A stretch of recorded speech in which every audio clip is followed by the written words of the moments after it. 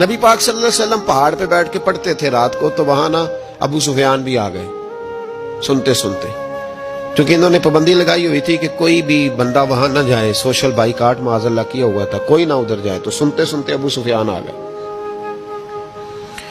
کہتے ہیں حضور قرآن پاک پڑھ رہے تھے تو مجھے لطف بڑا آیا سننے کا، تو وہاں ایک قریب جھاڑی تھی، تو ابو سفیان جھاڑی میں بیٹھ گئے۔ ساری رات نبی پاک نے قرآن پاک پڑھا اور ساری رات انہوں نے سنا۔ ہمیں اتنا ذائقہ بات سن کے بھی تو آنا چاہیے نا۔ کہتے ہیں اب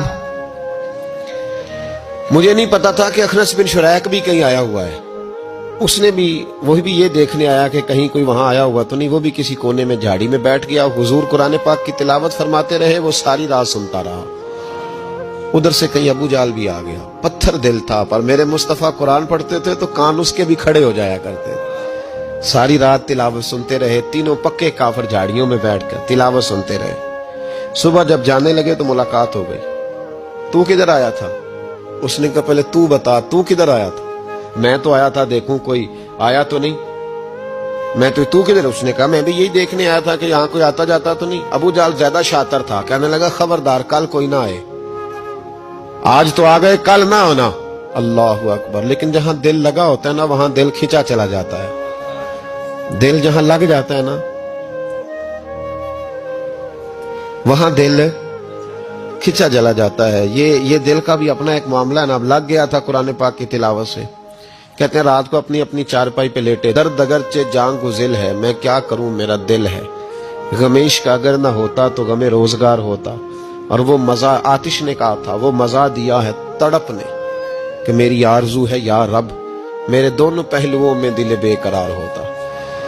کہتے ہیں کہ اگلی شام پھر آئی، وہی کیفیت، وہی انداز، وہی شوق، چارپائی پہ لیٹے پر کانوں میں وہ آواز رس گھولے، لیٹا نہ گیا، اٹھے پہنچے، لیکن آج جگہ بدل کے بیٹھ گئے تینوں۔ صبح ساری رات سنتے رہے محبوب کی تلاوت، صبح اٹھے تو پھر چوک میں ملاقات ہو گئی۔ تو کدھر آیا تھا؟ تو کدھر؟ ابھی بات ہونے۔ ابو جال ذرا زیادہ شاطر تھا، کہنے لگا میں تو تم دونوں کا خیال کرنے آیا تھا، کہیں تم دونوں تو نہیں آئے، یہ دیکھنے کے لیے آیا تھا۔ اللہ اکبر! 3 دن مسلسل آتے رہے اور میرے مصطفیٰ کریم کا ساری رات قرآن پاک سنتے رہے۔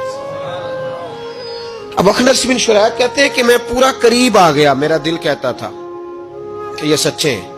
کہتے ہیں میں نے تیسرے دن مشورہ کیا، میں نے کہا یار پتہ تجھے بھی ہے مجھے بھی ہے کہ نہیں آنا، پر ان کی آواز ایسی ہے، وہاں لذت ایسی ہے، نہیں نہ رہا گیا تجھ سے بھی۔ مان کیوں نہیں جاتا کہ ساری باتیں اپنی جگہ پر ان کی بات کانوں سے ہو کے دل میں اترتی چلی جاتی ہے، مانتا کیوں نہیں؟ اخنس بن شریک کہتے میں پورا قریب آ گیا، پر ابو جال نے مجھے پھر گمراہ کیا۔ کہنے لگا یار یہیں رہے ہیں، بچپن بھی یہیں گزارا ہے، معاذ اللہ 2 ہاتھ ہیں 2 آنکھیں ہیں، سارا کچھ وہی ہے، کان پٹیاں سفید ہوئی ہیں، تو کہتے میں اللہ کا نبی ہوں معاذ اللہ۔ اس نے وسوسہ اندوزی کی، تو کہتے میں پھر بیک ہو گیا۔ آپ کیوں نہیں اس شخص کو جانتے جو وسوسہ اندوزی کرتا ہے؟ آپ اس جگہ کیسے چلے گئے جہاں وسوسہ اندوزی ہوتی ہے؟ یاد رکھیں اس جگہ جائیں جہاں جانے سے دل صاف ہوتا ہے، جہاں جانے سے دل کا زنگ اترتا ہے، آپ کے وسوسے دور ہوں گے۔ وہاں جائیں جہاں ایمان کی، یقین کی، تیقن کی دولت بڑھتی ہے۔ کیوں وہاں جاتے ہو جو بیک کر دیتا ہے؟